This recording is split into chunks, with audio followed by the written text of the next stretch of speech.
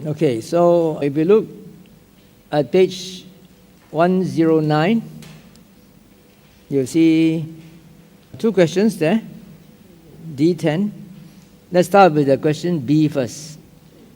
Both types 3 and 4 seem to be about contemplating impermanence. So is there any difference between them? Substantiate your answers with good reasons. Okay, let me give you a summary of this sutta. This sutta talks about 4 types of samadhi bhavana. The first type of samadhi bhavana is about the 4 jhanas, developing the 4 jhanas. So when it talks about samadhi bhavana, 4 types of development of samadhi, it means that there are 4 types of samadhi. Okay? The first type of samadhi is the 4 jhanas. The second type of samadhi is the perception of light. The third type of samadhi is awareness of feelings, perceptions, and thoughts when they arise, when they persist, and when they pass away. And the fourth type of samadhi is contemplating the rise and fall of the 5 aggregates. So all these are samadhi, right? And each of these types of samadhi brings about, surprisingly, different results, different goals. The 4 jhanas lead to comfortable dwelling here and now. The perception of light leads to knowledge and vision. Now, the word knowledge and vision, jnana dasana, is used in varying contexts in the Pali scriptures. Sometimes it refers to yatha bhuta jnana dasana, knowledge and vision according to what has occurred. And this is about vipassana insight, seeing things as they have occurred, arising and passing away, seeing anicca, dukkha, anatta. At other times, this knowledge and vision refers to the evaporation of the inflows, final knowledge and vision. That is arahantship, the knowledge and vision of an arahant. And sometimes it refers to the dibbachakkhu, the divine eye, the ability to see things that normal eyesight cannot see, through the mind's eye. Okay? So according to the commentary, the knowledge and vision, which is the goal of the perception of light in this context, refers to the dibbachakkhu, the divine eye. Coming to the next samadhi, awareness of feelings, perceptions, and thoughts when they arise, when they persist, and when they go away. Its goal is mindfulness and clear knowing, sati sampajanya. And the fourth samadhi, contemplating the rise and fall of the 5 aggregates, leads to the destruction of all mental defilements, the evaporation of all inflows. In other words, it leads to arahantship. So of these 4 types of samadhi, only the last one will lead to the destruction of all mental defilements, will lead to arahantship. And yet, you will see we are not dealing with right samadhi this time. Maybe the next week when you're talking about right samadhi, you will see that right samadhi is defined as the 4 jhanas. So it's something interesting for you to ponder about. Anyway, now the question is, if you look at the third and the fourth type of samadhi, awareness of feelings, perceptions, and thoughts, that's number 3. And then contemplating the rise and fall of the 5 aggregates, that's number 4. Both of them seem to be similar, right? Both of them are looking at the arising and passing away of phenomena, are they not? And in fact, for number 3, feelings, perceptions, and thoughts are already included in the 5 aggregates, are they not? Right? Feelings and perceptions are Vedana and Sanya. Thoughts can be included under Sankharas. Yeah, so what is the difference between 3 and 4? Okay, that's the first question. The second part of the question is, are these 4 developments of samadhi mutually exclusive or can they overlap? Which means to say that if you practice the second type of samadhi, perception of light, can you get jhana? When you practice the samadhi of awareness of feelings, perceptions, and thoughts, can you get jhana? Or when you contemplate the rise and fall of the five aggregates, can you get jhana? Yeah, if you can, that means it overlaps. If you cannot, it doesn't overlap. For example, another one is the third type of samadhi, awareness of feelings, perceptions, and thoughts. Can all the four jhanas be attained, or only some of them? Okay? So I hope the discussion topic is clear enough. Please start your discussion.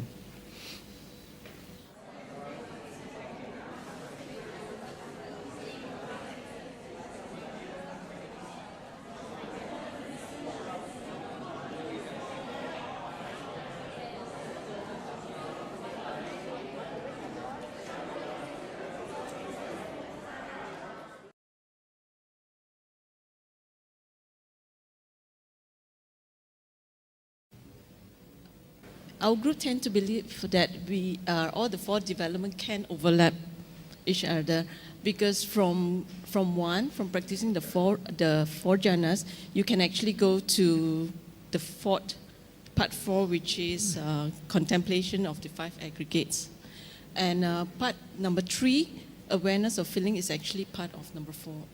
Again? The The awareness of feelings is actually part of contemplation of the five aggregates. Oh, okay. It covers that. Okay. So no difference. For us, it can overlap. Okay. Can overlap. So you mean to say that by watching or observing feelings, thoughts, and perceptions also can get jhana? No. No? But you say it can overlap? It cannot, but it sort of is overlap because it's part of this. Oh, I see, but not overlap with jhana. No. So jhana cannot overlap with anything. Can jhana overlap with perception of light? Yes. Can. Yes. Can jhana overlap with awareness of feelings, thoughts, and perceptions? Yes. Can? Can, right? Can. Now you say can, just now you say you don't know.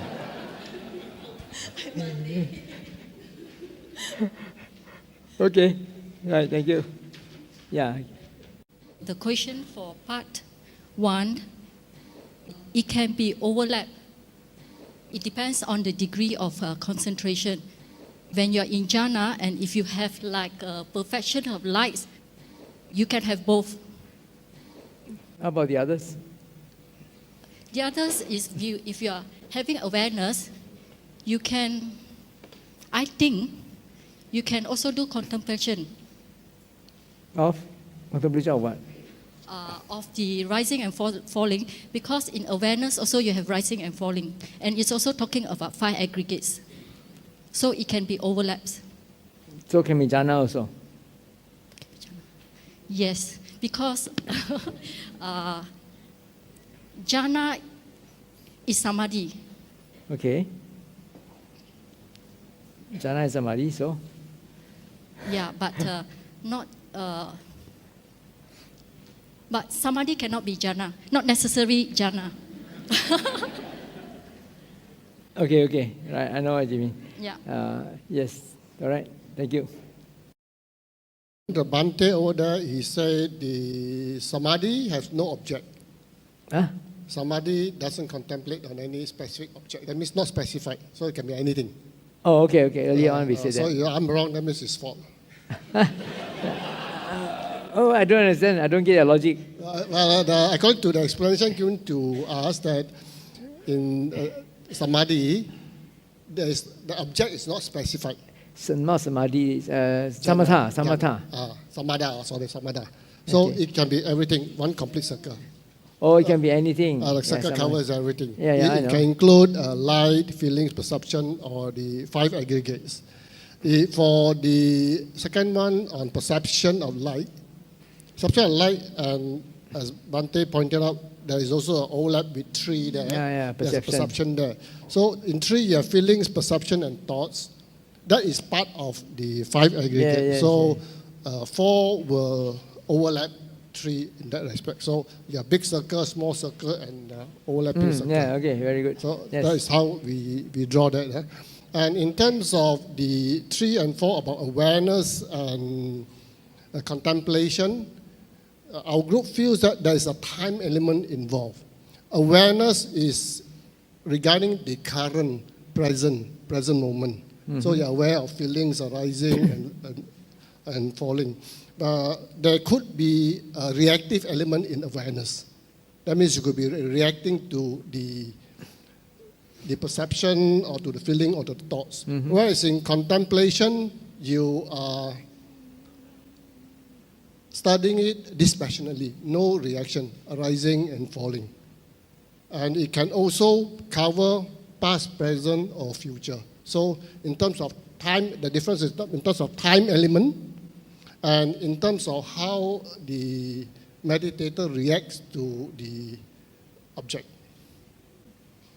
Oh, you mean number 4? Yeah. Number 4 has a reaction. Yeah. It looks at the reaction. The 3 and 4, the difference is in time, in terms of whether it's present, past, or future, or in terms of whether there's a reactive element or not. So the awareness, our group feel that there could be a possibility of a reaction to the object. That means number 3. Number 3. And number 4, there's no reaction. No reaction. Yeah. Why? I don't know.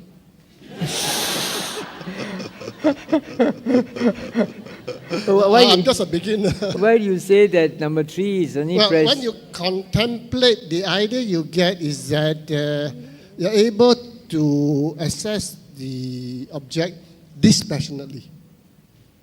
Because after all, if you can achieve liberation, you must be able to release. Or if you are looking at the end result. Yeah. Since the end result is liberation. Yeah. Yes? So he must be able to let go, arising and falling. So the other one, no lah. The other one, number 3? It's not specified. So it could be, it could be not. Okay, good. Thank you. Page 78, Jhana Sutta. You find here talking about the 4 jhanas. And for every one of them, there is the contemplation of the impermanent and suffering and not self of the aggregates. The 5 aggregates, in fact. So meaning to say, type 1, in this case, type 1 overlaps with type 4. Yeah. Bhante, perception of a light here, does it refers to kasina? Well, it's not stated here. Not stated. In fact, kasina is not well defined in the suttas exactly what it is. It's only in the Visuddhimagga that it talks about using a circle, a disc of some color, or cut a hole to look at space. That's only found in the Visuddhimagga, based on the tradition of the Mahavihara Vasins, those people who stayed in the Mahavihara temple in Anuradhapura in Sri Lanka. That was based on their tradition, not mentioned in the suttas. Bhante, I just want to add on what is said, because I think that is really important. Because in the Satipatthana Suttas, the Kayanupassana, Vedanupassana, and the Chittanupassana, you always end with the arising and passing away. Then only in the Dhammanupassana, it asks you to see why they arise and how or whatever, which is different to conditionality. So, Venerable Upasama, he also says that you can never understand anicca, anatta by looking at arising and passing away, because you do not understand the conditionality. Come back to my experience. For example, I'm conducting secular mindfulness class to Muslim. They can so-called calm their mind and do their prayer very well, but they cannot get the right view because they do not see the conditionality, although they see the arising and passing away of the thought. So I think this make a very important point, which for Buddhism is to understand the conditionality. If you do not see the conditionality, you only see the rising and passing away, you are not practicing vipassana in a way. Just lead you to samatha. I have one clarification and one question. Okay, let me clarify first. In the Satipatthana Sutta, in the refrain, you say, Samudaya Dhammanupassi va viharati. Vaya Dhammanupassi va viharati. He lives contemplating the origination, the nature of origination, the nature of passing away. Now, this nature of origination and nature of passing away can be interpreted in two ways. One is the actual arising and passing away. The other one is the cause and condition. Right? So, I mean, one is in the first three also, Vante. yeah. Okay. Yeah. Okay, a question I want to ask you is, when you teach this circular mindfulness, are you not allowed to ask the non-Buddhists to look at conditionality instead of just the arising and passing away of their thoughts? Yeah, this is a good question. Actually, it's allowed. But because their perception is so strong, the will is so strong, they believe in the God, you can never change their perception, their view on that. So although they look at the conditionality and how things affected one and each other, they can never come to a conclusion because the belief is there. So the right view for Buddhism is very important. Of course, we call it right view. That for them, this is the wrong view. Right and wrong are relative. We first answered part B of the question, and we answered... No, let's go to A first because everybody is doing A. A. Yes, they can overlap. They can overlap, yes, and we didn't put all on the paper, but I can read it. So the first argument is that in Jhana Sutta we said that even in jhana one can observe 5 aggregates. Yeah, page 78, Jhana Sutta. It says in Jhana Sutta on you can page actually... 78. Yeah. So it means it includes all the other categories because all are 5 aggregates actually. So even in jhana you can... But I suppose you cannot do awareness of thoughts in the second jhana, right? In second jhana probably not, but the question was First, yes. any jhana. Yes. So in first jhana... Right, first jhana. Okay.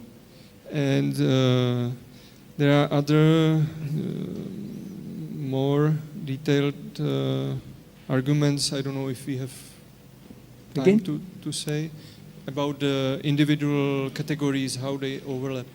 Okay, so how about second and third? Do they overlap? Perception of light and awareness of feelings, thoughts, and perceptions? Yeah, perception of light is perception. Yeah, so the awareness of perception, it's overlap already. Okay, only for perception, not for feelings and thoughts. Probably Yeah, not okay. sure. Then number 3 and number 4 quite obviously overlap because they are part of each other. I mean, the number 3 is part of number 4. Yes, yes.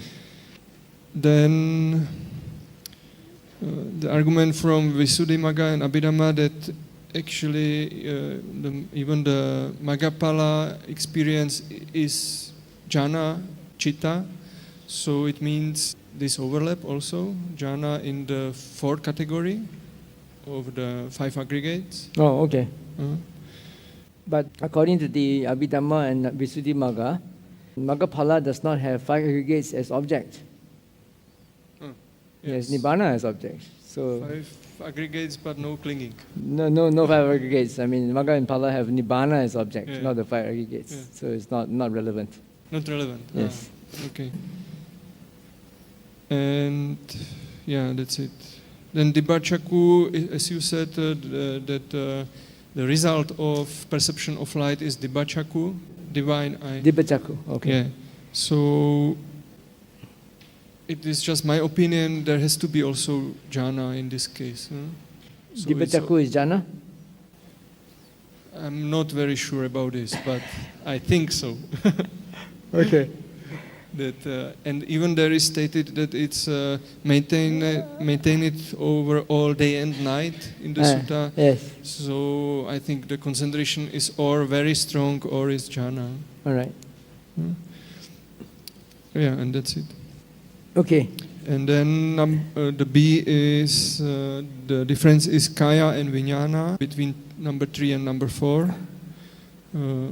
And there was another answer from the group that in the in number 3 contemplation there can be some self still present in probably in vijnana No vijnana, perception. category.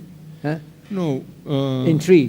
When you observe the tree, the self is still present. unobserved, maybe in vijnana aggregate.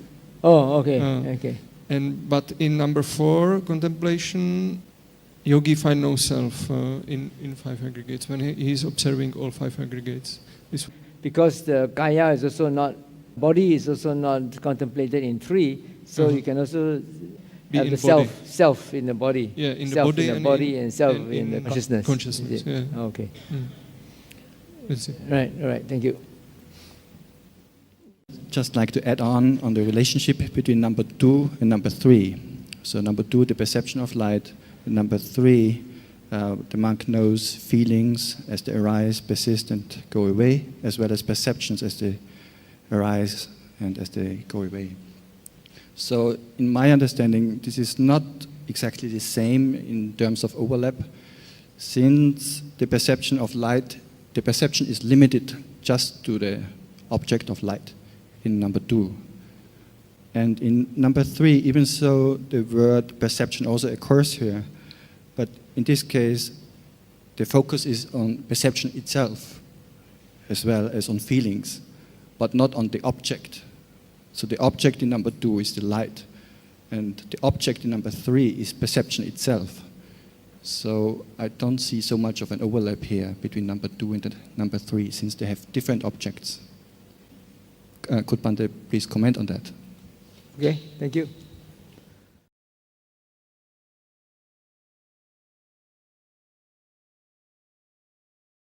So, although the word perception is the same, the object is different, right? Because under the second type of samadhi, there is perception of light, right? In the third type of samadhi, there is awareness of perception. See? So, it's a bit different.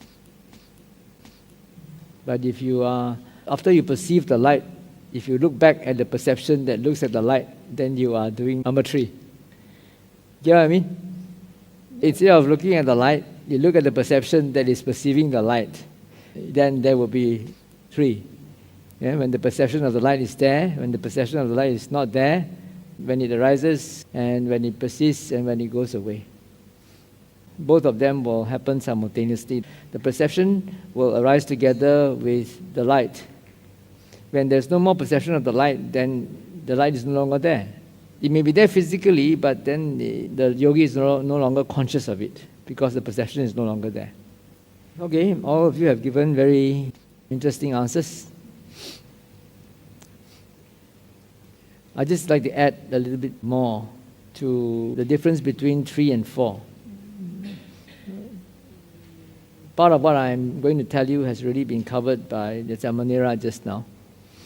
But anyway, to put it in another way, okay, you see 3 and 4, they seem to be similar. Feelings, perceptions, and thoughts are already included in the 5 aggregates.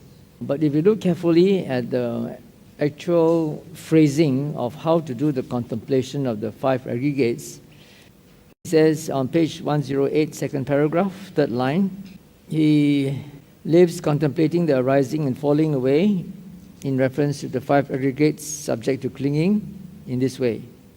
Such is form, such is origination, such is passing away, such is feeling, such is origination, such is passing away, and so forth. So there are 3 steps involved for each aggregate. The first step is that you identify the particular aggregate. You know, okay, this is form, this is feeling, this is perception. In order to understand or identify it, you must have some previous knowledge, right? Not? If you don't have any previous knowledge, how do you know this is form, this is perception, this is feeling? So you have to have some theoretical knowledge in order to be able to identify the 5 aggregates. That's step number 1.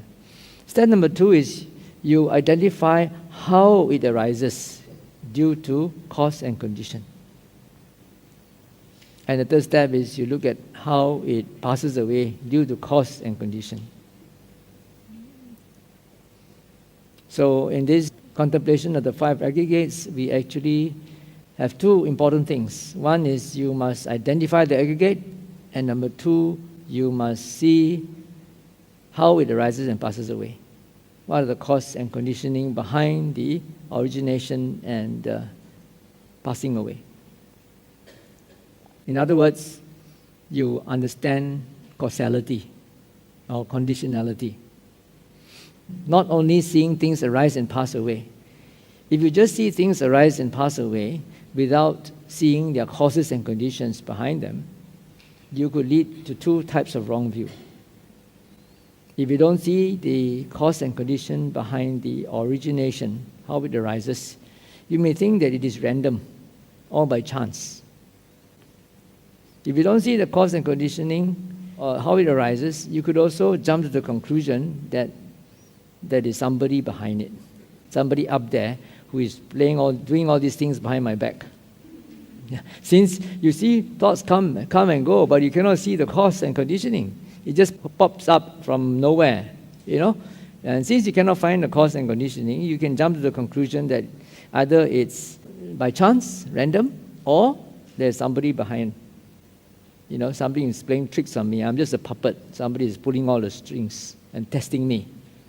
Okay, like people of the theistic religions who believe in theistic religions would jump to this conclusion. In a way, it can be a source of consolation when they are in trouble. Right? Not? It's surrender. This is God's will. I surrender. Maybe this is His way of wanting to test me.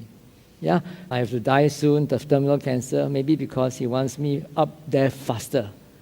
You can make all sorts of justifications, right? Not? Because you don't see the cause and conditioning, you jump to the wrong conclusions.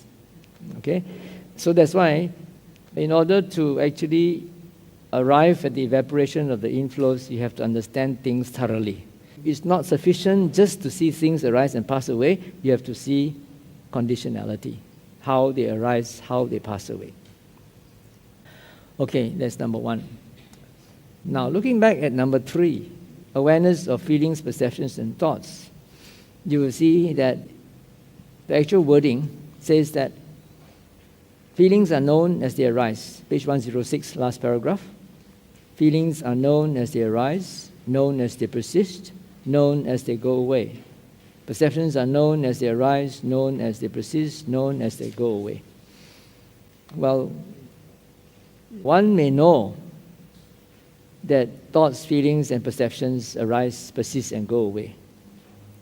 But if you do not have any theoretical background behind, you do not have right view, you may think that these are my thoughts, my perceptions, my feelings. Right or not? I'm sure that every successful person in this world, whether he is a monastic or whether he is a layperson, would have this quality of being aware of what happens to his perceptions, feelings, and thoughts. Then only will he be able to be in control and not be swayed by emotions and be rational in his thinking and his decisions. But that person may have wrong view and identify all these thoughts, feelings, and perceptions as mine, me, myself. Now, if one has this third side of samadhi, being able to know very clearly our thoughts, perceptions, and feelings when they arise, persist, and pass away, this shows that one has clear awareness. That's why this sort of samadhi leads to mindfulness and clear knowing. Now, mindfulness is looking back at your thoughts, your feelings, and perceptions just as they arise. Immediately as they arise, you already know that they are there. That is mindfulness, looking back immediately after they have arisen. Clear knowing is when you understand that they are there. Understand that they are there, and you don't simply pursue unproductive thoughts or irrational thoughts or emotional thoughts, but you are able to process them. You could put them to the bar test. Is this beneficial? Is it relevant? Is it realistic? Now you could process each feeling, thought, or perception before you act on them. Yeah. So any person who wants to be successful in life must be able to do this. Right? Not, or else how can? If you're all muddled up, you are not clear about what you want to do, you will not be able to be successful in life. But you can be successful in life, you can have this sort of samadhi, have mindfulness and clear awareness, but it may be wrong view. I think, although all of us call ourselves Buddhists, most of the time, our thoughts, emotions, and feelings are perceived as mine. Right or not? My thought, my feeling, my perceptions. How can I have such bad thoughts? I'm supposed to be a good Buddhist. How can I do this? You see, all this self-chiding occurs because of wrong view. Because actually they don't belong to you. They are defilements. So if you are able to really look at them, perceive them with right view, you can see them, okay, this is a defilement. There is greed, there is hatred, there's lust, there's jealousy, there's conceit. All right? You stop there and you don't go one step further and say, oh, I shouldn't be like that. Yeah, if you go one step further and say, that's my conceit, that's my lust, I shouldn't be like that, then there's really identifying with it. There's a really long view. You're going into the realm of Sakkaya Ditthi. But if you're able to look at them as not me, not mine, not myself, it's just a defilement, a visiting defilement that comes to intrude into the mind. You see it, let it go, don't pursue it, don't proliferate, then you save one step. Right? You don't add extra burden to the suffering that this visiting defilement is causing. You get it? Okay, that's why this third sort of samadhi does not lead to the evaporation of the inflows, because it doesn't see cause and conditioning. Yeah, you may know that the feelings are there when they arise, when they persist, when they go away, and he may know very clearly, but he may do so with wrong view, identifying with them, not seeing the cause and conditioning. In my opinion, is the most obvious difference between 3 and 4. Okay?